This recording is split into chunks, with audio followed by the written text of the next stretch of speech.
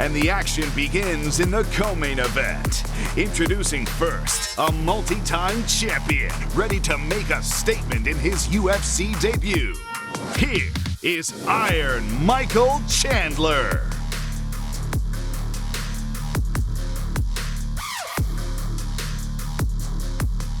And his opponent, New Zealand's finest, coming off a 2020 in which he put on two of the best fights of the year. Introducing the always entertaining Dan the Hangman Hooker.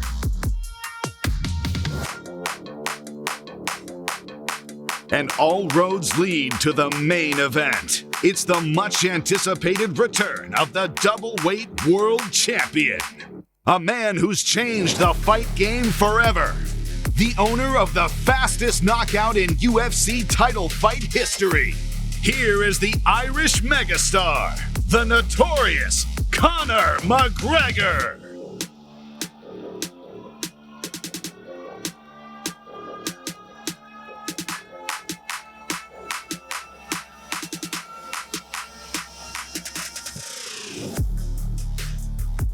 And he faces one of the best fighters in the world today. The pride of Lafayette, Louisiana, winner of 4 of his last 5 fights. The former interim lightweight champion. Please welcome Dustin the Diamond Poirier.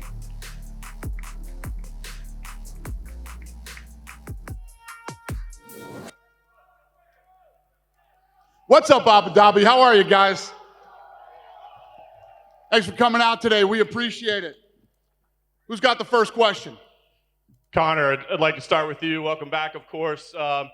First things first, I mean, this entire pandemic, I think we've wondered, what would a Conor McGregor fight be like with no crowd, and now it's limited crowd. So now that you're kind of in the building, you're getting a sense for what the atmosphere is like, and when we think about you, the bright lights are on, the big crowds, that's when you perform. How does that affect your energy, your focus on fight night? I tell you what, it feels pretty good right now, you know, the crowd here. I know it's a small crowd, but it feels good, so I'm very happy to be here. Fair enough. And of course, as you said, this is a big fight, you know, pay-per-view headliner, but it's interesting. I mean, you have a victory over Dustin. There may be a title fight on the line, maybe there's not, we don't really know. So what provided kind of your daily motivation? I mean, you know, that extra practice, that extra grind that you might not want to go to, what was providing that for you? My love for the game, my love for competition, my love for combat. You know, Dustin has put on an incredible run since our last fight. It's been a long time coming. Yes, I did get the win over him the first time. But, you know, he's rose right up and he's back up there at the top of the division. So I'm excited to go and compete with him again. Fair enough. And you went out there and kind of made a pretty bold prediction. You said you think you can get it done in 60 seconds. You know, I know you have a lot of respect for him, but I wonder, I mean, that puts a lot of pressure on you, right? I mean, you win in the second round or you edge out a decision. Maybe it was a letdown. So any regrets in making that prediction? Do you stand by it? You know, well, I got him out of there in 90 seconds the first time. So, I mean, I'm not that far off. But, you know, that's a complete confidence in my preparation and in my abilities. I know Dustin's a hell of a competitor. I know there's questions here. He's heavier. He's up on a different weight. But he's more experienced. I feel I can do it. However, you know, there are question marks regarding conditioning and things like that. I know his team has been spouting about the conditioning and that. I have put in a lot of work to get myself correctly to the 155-pound frame. I got 40 seconds inside the octagon in 2020, which caused major frustration in my, you know, it's not enough. I need more. So I'm going to go in there, and I believe I can get him out there and possibly will hit him early and hurt him. But, you know, I hope for a good long bout. And last thing for me, Conor, I mean, it's kind of, I think probably no coincidence in the timing, but you were named in a lawsuit this week. I just wonder if you have any comments on that and if that's affecting your focus. I mean, I think that's a lot on your shoulders ahead of a big fight like this. You know, it's old news. It was investigated thoroughly over the course of 2 long years, and I was cleared of any wrongdoing. And that's it. You know, I have so much positivity in my life. I've got a great challenge ahead of me on Saturday night. And I'm very excited to get in. I put in an immense amount of work to get my frame correct at 155, to get my conditioning. You know, I want to answer questions here, and I hope Dustin can bring it to me, and we can have a good fight. Thank you, Conor. For Dustin, I wanted to ask you, I mean, you fought this year in the Apex, put on a Fight of the Year type candidate, right? Does that provide any benefit? I mean, this atmosphere is unique. It's different, right? I mean, does that give you any kind of an edge once you go in there, or is an octagon an octagon?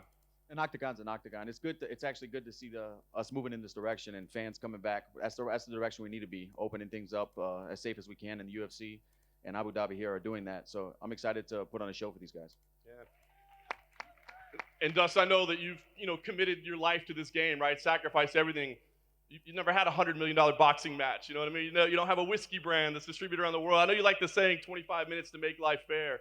Does that apply? I mean, do you feel like there's a chip on your shoulder? I mean, you guys have had this kind of parallel life, but it's gone different. Do you walk in there with a little chip on your shoulder? Every fight is a chip on my shoulder. I'm trying to prove something. I'm trying to the work that I put in, I'm trying to make it pay off. I'm trying to put my family in a better position, and this is no different. I know what a win over Conor McGregor means in combat sports, and I know that whoever wins this fight is fighting for gold, and that's why I fight. Fair enough. Thank you, Dustin. And just one last one for Dana, please. Dana, obviously this is a massive pay-per-view. Sir, you've got the hot sauce, Dustin. I'm actually I'd love to taste the hot sauce. I got a bottle for you. I appreciate that. I've got a bottle of proper for you. I'd love to share that. So, you know what I mean? He's putting in the work. I've been highly impressed. I think the whole business has been highly impressed. After that loss many, many years ago, he rose up, became champion. He's given so much back. I'm honored to share this octagon with this man. I know we have this competitive fire, and it's still there. There's still that in us, there's no denying that. We have a clash, and it's going to be a good firework-filled bout. But the respect is admirable for this man from me.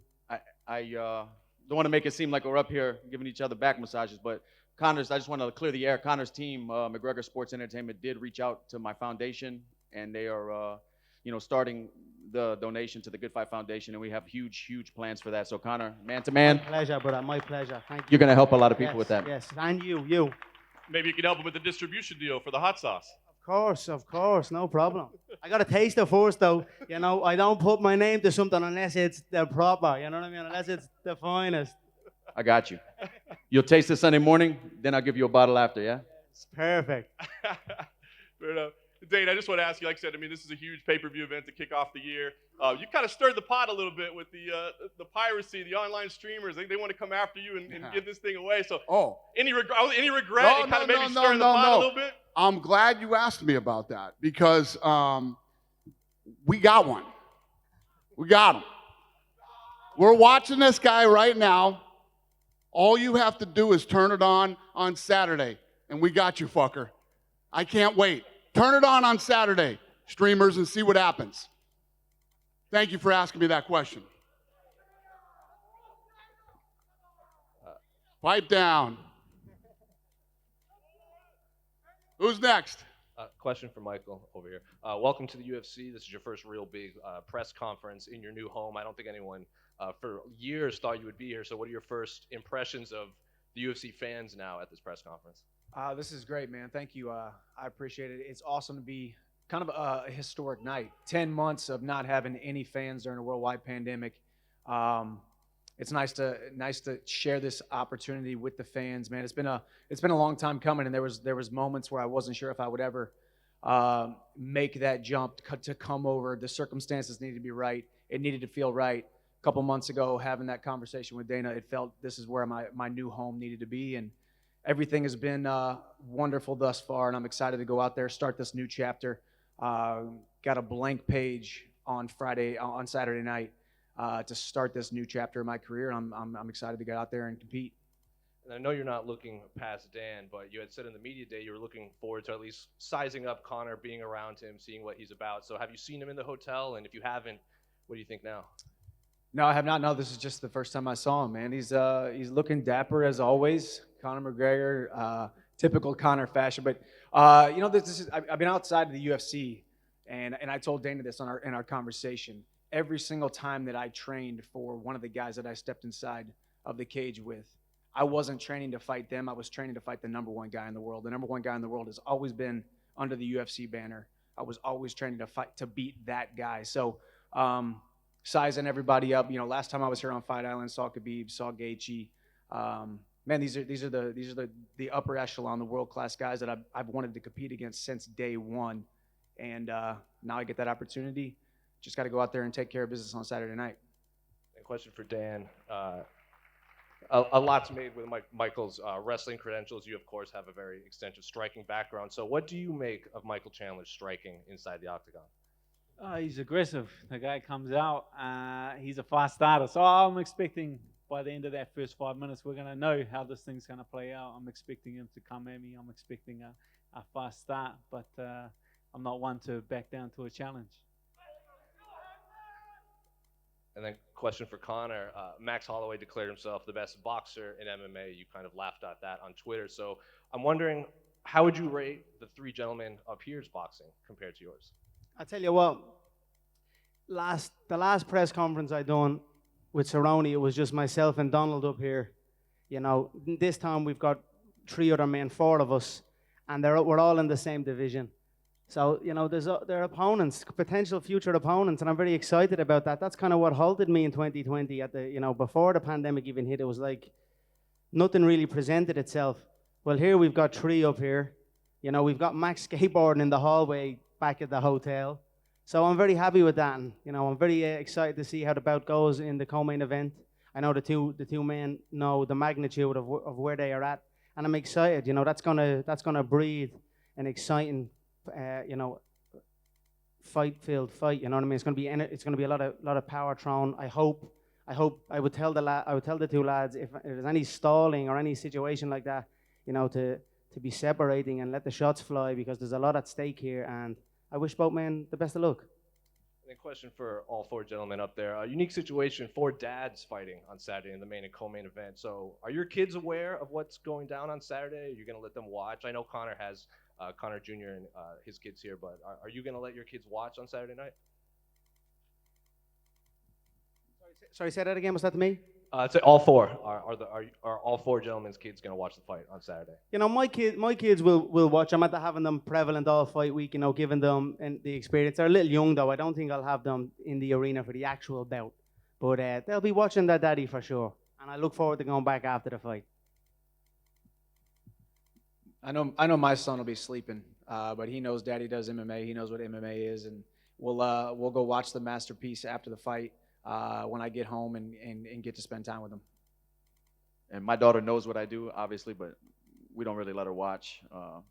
She helps me take the stitches out when I get back. She knows what's going on. Yeah, my daughter will be swinging along with me. She'll be there.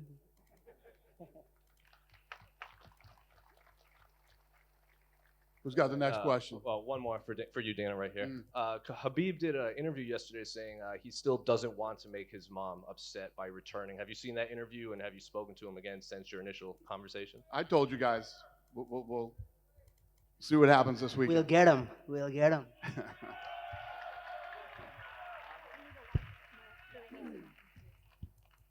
Hey, Connor. Out of the available lightweights to you right now, is Dustin the hardest challenge you could be facing? I think so, yeah. You know, I'll always look to get the highest challenge. Dustin has a win over Hooker, who's on stage here. You know, he knocked out Justin. So there's some high contenders already. Justin in turn knocked out Tony, who was another contender. So I think I'm right at the top here. You know, I would make the case if that man is continuing to dodge this and dodge the commitment of competing again, the title should be stripped and we should be engaging in a title fight. You know, so. But I'm sure it will happen after this bout. I'm interested to hear what the excuses or what will be said after the fight. But I predict a title strip. Going off a prediction, you said it's going to take 60 seconds to beat Dustin. It might go longer. But do you have the shot in mind already that you want to finish him with, or is that something that presents itself in the fight? I have a million shots. I have so many weapons in my arsenal. And, you know, they're all fine-tuned at this time. I'm in a phenomenal place. And I look forward to getting out and showcasing, you know, painting my picture and putting on a beautiful performance for the fans around the world. And for you, Michael, we know your story that you've just come into the UFC, but now you're up there on a press conference stage. Has it set in yet that you're making a UFC debut? Yeah, it has. I think the day that I signed on the dotted line, it started to sink in. Man, I've been competing at a high level since I was 14 years old, and all roads have led to this. There seem like there have been roadblocks at times, but daily I have thought about it. I've visualized it. I've seen it. I've been watching these guys compete for a long time, and I've wanted to share the octagon with him. So it's, the last trip here to Fight Island, a lot of people thought it was kind of an interesting decision. I wanted to be the guy that said yes when a lot of guys said no. So I stepped up, I said yes, and I reaped a lot of reward from that. Now all the familiar faces that I'm going to be rubbing elbows with, coworkers, and my tenure here in the UFC. Now they're all familiar faces, and it's all gone well thus far. Weight's on point, and here we are getting ready to step into not just step into the octagon, but step into a co-main event slot on a huge pay-per-view, a historic night. As these guys have said, this is a big opportunity for all of us, and we're going to go out there and we're going to go put on a great show. And for Dustin, there is an element of charity to this fight. You just mentioned that with the donation to your foundation. How important do you believe it is that a fighter at the top tier pays it back and pays it forward and uses their platform to help others who don't have one? I believe it's important for a man as he matures to recognize the situation and position he's in, and that he put himself in. And to each his own. I'm not saying everybody should do it, but if you have it in your heart and you're in position to be a voice for people whose voice isn't heard, or to be a representative of something better, it transcends fighting. And we're all fighting something. So it means a lot to me personally. I can't speak for anyone else. And for Dan, do you believe your style is the worst matchup Chandler could be facing on his debut? It's not a good style. I bet if he could have picked anyone else, it wouldn't have been me. Long, tall guy. My game's built around defending wrestlers. The only reason I'm here is because everyone ahead of me turned the fight down. They don't want to take the risk. They don't want to risk their spot. They come up with a bunch of excuses. Old Charlie Olives saying he can't make the weight. Like, Dana, you believe Charlie Olives can't make the weight? I got broomsticks thicker than that boy. I'm here. I'm taking the risk. That means that I reap the reward. Nice. And last one for Dana. Do we have an update on numbers for this card? You've got the return of Conor McGregor. We've got some fans back. But pay-per-view wise, how is this thing trending? Very good. Yeah, no, this thing's trending great. Yeah, it's good. It's going to be good. There hasn't been, when was there a bad one? Since the pandemic started, there hasn't been a bad pay-per-view. They've all been overperforming. So you can only imagine what this is going to do. Hey, just a quick one from me as the unofficial lightweight tournament commissioner. I just wanted to get a verbal confirmation, you guys, because, listen, Charles Oliveira with the victory only over Tony Ferguson. He's pretty much through to the semi-finals now. We've got Justin Gaethje probably to come into the mix, but of course it's about you guys, the semi-final spots at stake. Even if one or two of you come out of this weekend and fight for the title, I think most media fans, we want to crown a new undisputed lightweight champion by the end of the year, and I just want to get a quick confirmation Book it, from each of you that I'm you're in. in. Book it, I'm in. Yes, sir. Michael, are you in? Book it. Dan? Dustin? Let's go. Dan? I didn't even understand the question. Yeah, I'm in. Thank you. Dana, you're welcome. All right. Hey, Connor, you looked like you had something you were about to say there when Dana was talking about the pay-per-view numbers. So Yeah, it goes without saying. You don't got to come up and talk about EA Sports, UFC selections and all this type of thing when it comes to me. The pay-per-views are trending. The Embedded has been record-breaking again. It's almost double. The first episode of The Embedded is almost double than all of the other Embeddeds that have came out in 2020, bar one, McGregor Cerrone. So it's trending in the right direction. I'm very excited about it, I'm very excited to give these guys the platform here. You know what I mean? And like I said, and I'm happy to hear Chandler say this and Hooker say this, take your chances and reap the rewards here. So that's it. So there's going to be 2 cracker fights, and I'm ready. And as the guy from BT said about the tournament, book it, we're in. And that's amazing. Let's go. One more for you, Connor. I know you kind of said at the beginning the narrative about your conditioning and everything going into this fight. Can you just expand on that? And why do you think there are those doubts about your cardio? I think it's a myth. Obviously, I had the Diaz one, the first Diaz fight. I went from featherweight, and then a month or so later, I was at welterweight. That's obviously going to have impact. And then there was other issues. But, I think overall it's a myth, and it's a myth that's, it's out there, and that's it. I hope we can answer it, and I will answer it in time. At some stage, I keep showing up here. Someone's going to be able to stay in the pocket with me and stay in there and fight with me. And I hope it's this. I hope it's this Saturday night. Do I think so? I do not. I'm in some shape here at the minute, and I tell you this now. I am coming to put on a masterpiece. So I'm excited about it. And just one for you, Dustin. I know you said prior to the fight with Dan there that you didn't really like that there was a certain expectation that you would win going in, and you kind of relish being the underdog more. Can you just speak a little bit more to that? And do you feel at your most comfortable going into a fight like this? I'm not sure if I relish it, but of course I want to be cheered when I walk out, but I'm acquainted with it. I know the feelings, and I've been in this position time and time again. That's just it. I'm just acquainted with it.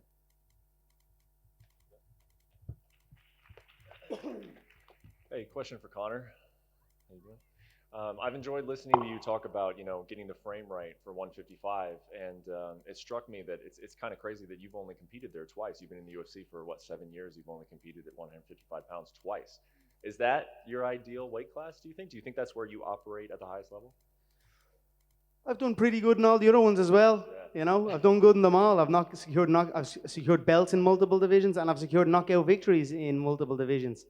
I do feel great at this weight, but whatever I commit to, I feel great at. When I do the welterweight bouts, I feel great. I feel strong and big. I still feel this now. You know what I mean? I feel fast also. So I'm excited to get in and showcase it. Like you said, I have not had that much fights at 155 pounds in the UFC division or in the UFC, and I'm eager to put in a stint to get a run going. Like I done with the featherweights. I think I went 7 or 8 fights within the space of a year and a half. That's what I'm looking for here. If they can match me up, I know now we've got multiple opponents up on the dais already, so we're in a good spot, and I'm eager to get going and showcase.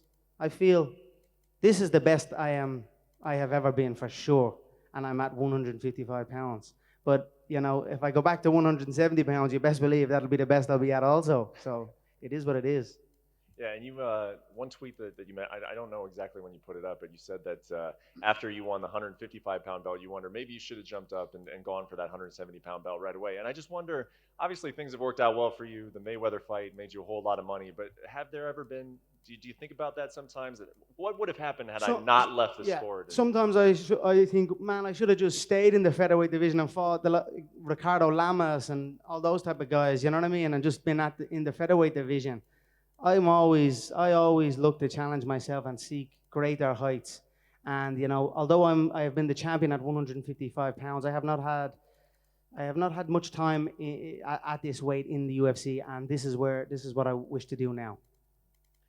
Last thing for you, I wouldn't say that the security team was necessarily concerned about it, but they were very aware that you were going to be in the hotel this week at the same time as Habib, and I was just wondering if that is still a warranted concern, or have you guys passed that part of your relationship that you could be in the lobby of a hotel and we wouldn't have to worry about anything happening between you guys?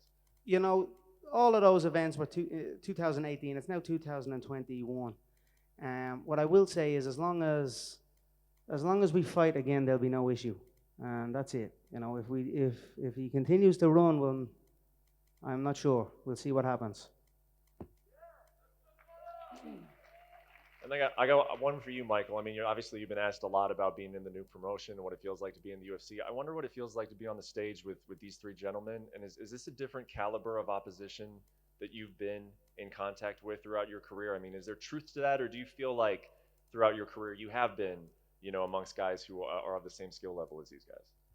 Overall, this is the toughest competition that I will ever face in my entire life. But I think when you look at my resume, when you look at my track record, guys like Eddie Alvarez, guys like Benson Henderson, these are champions that were here in the UFC.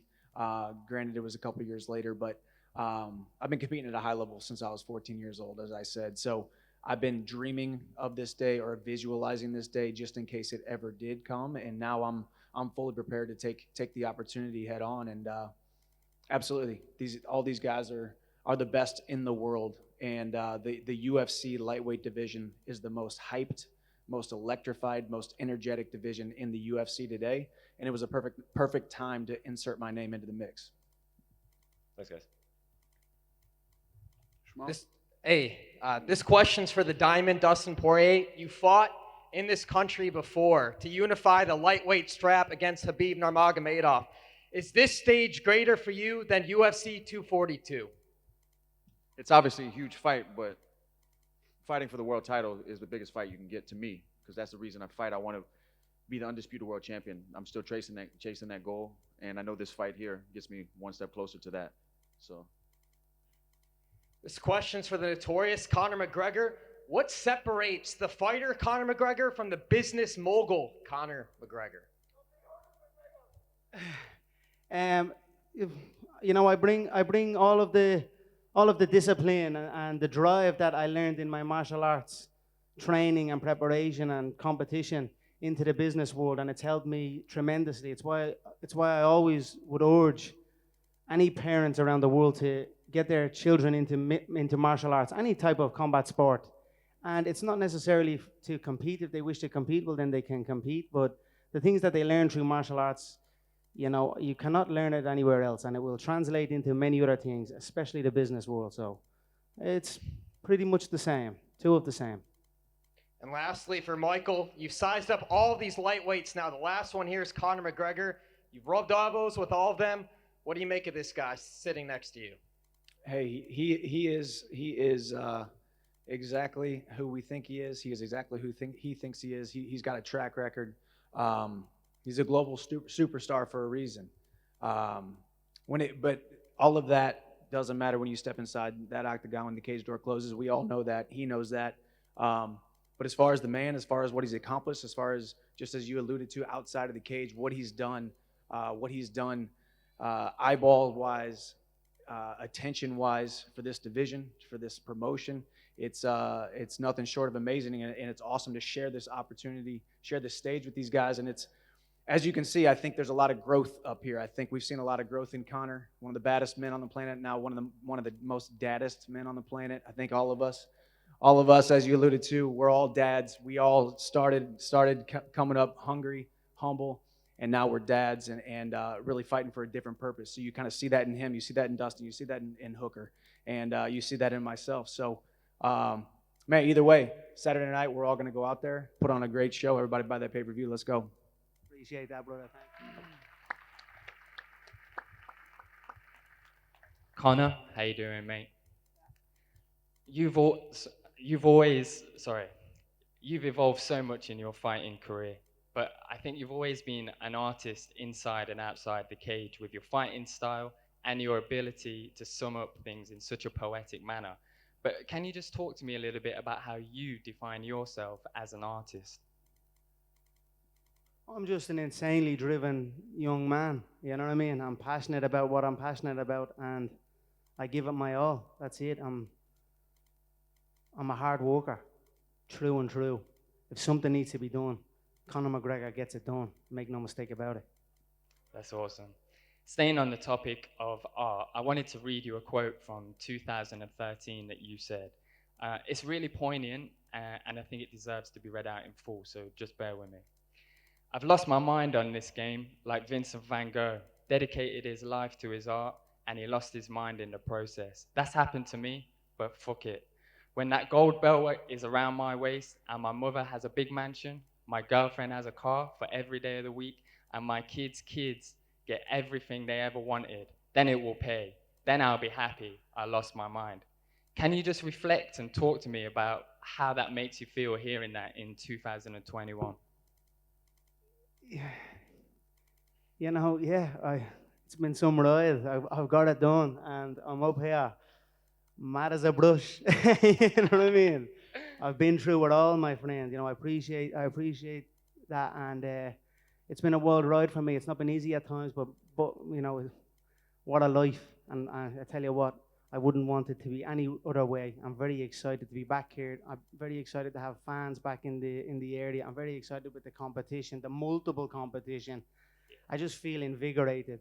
You know what I mean? And as you said, about artistry and all, and Vinnie Van Gogh, I'm gonna paint a beautiful picture here inside this octagon on Saturday night, and I'm very excited to do so. Awesome. Thank you so much, mate.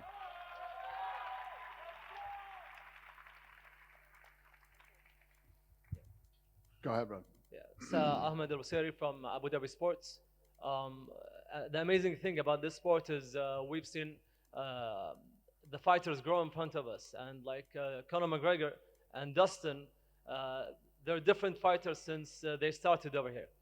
We know the motivation behind Dustin's fight against Conor McGregor is to beat Conor McGregor and to become the champion within 1 year. Like, but you, Conor McGregor, like you fought Jose Aldo and you elevated the standard, and then you fought Eddie Alvarez and you became the double champ, and then you're fighting, you're just elevating standards each time. So beating Donald Cerrone last year, and now you're fighting with Dustin Poirier. What's your motive after this? Like after like 7-8 years of competing in the UFC?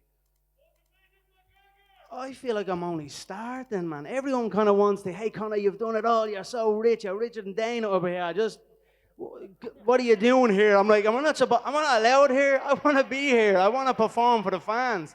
I'm a young man. I've got many highlights. You know, but all the money, all the belts, all everything, that comes and that goes. You know what lives on? Highlights. A fighter's highlights. You look at Roy Jones Jr.'s highlights, Mike Tyson's highlights. I still look at them today. Ali's highlights.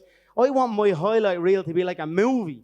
You know what I mean? So that's what I'm after. I'm looking to get in and perform and put on amazing highlights that I can sit as an old man with my son and just watch back and just enjoy life. You know what I'll be drinking? A nice proper 12 by the fire in the Emerald Isle of Ireland. And this is it, man. I'm just loving my life. Please don't be trying to get rid of me, guys. I love it here, man. I helped build this. I helped do this. I'm here and I love it. And, man, I have plenty of motivation. You know what I mean? Dustin's a hell of a competitor. What does the champ do? He does it twice. Okay, I conquered it. Let's conquer it again. You know what I mean? Do it twice. That's what the champ does.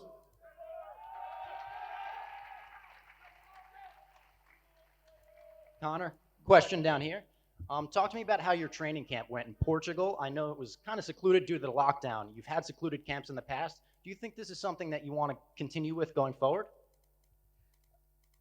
Yeah, I tell you what, it's been a phenomenal camp all across the board. We were in Lagos in Portugal, we were in Dublin, we were in Dubai, and now we finish it up here. Yeah, it was an amazing camp. I have an amazing team of people around me all across the board, from the nutritionists, from my coaches in mixed martial arts, in jiu-jitsu, in boxing, in wrestling, and all my sparring partners. It's a phenomenal team I have, as well as my conditioning coaches. And I'm looking forward to going in and representing all my team's hard work. You know what I mean? We put a lot of hard work in here, and I'm going to go in and do my team proud. Thank you. Looking forward to it.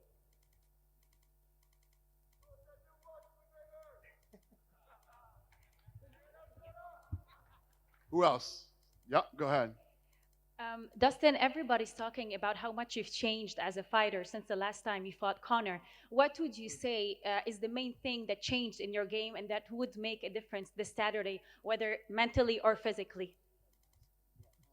I think technically as well, mentally for sure, technically as well. I mean, 6 years since we fought, you have to evolve to stay at the top of the division for this long, to stay in the company for this long, and just maturity. And I don't care what anybody out here thinks anymore. I used to care too much. I don't care. That's a superpower, not giving a fuck, and that's it. And Conor, this one is for you. I know you've been asked a lot about this whole Khabib thing, but I'm just curious to know, he said he's looking for something amazing, extraordinary this Saturday for him to change his mind and come back. What do you think he's looking for this Saturday for him to change his mind? You know, I don't really care. He did not say that. Dana said that. He said he's not, you know what I mean? Let's just get through the fight. You know, all these men are up here. There's plenty of challenges. And, you know, it's a tough business. And the things have gone on in his personal life. I don't wish him any harm. Like I said, it was in 2018. A lot of time has passed. The world knows this fight is not over. You know what I mean? This war is not over. The sport needs it to happen. The people need it to happen. I'm not gonna chase it if he doesn't want it. You know what I mean? And that's it. I'll keep my calm and move on. And that's what I'm doing. I'm back here at the 155-pound division.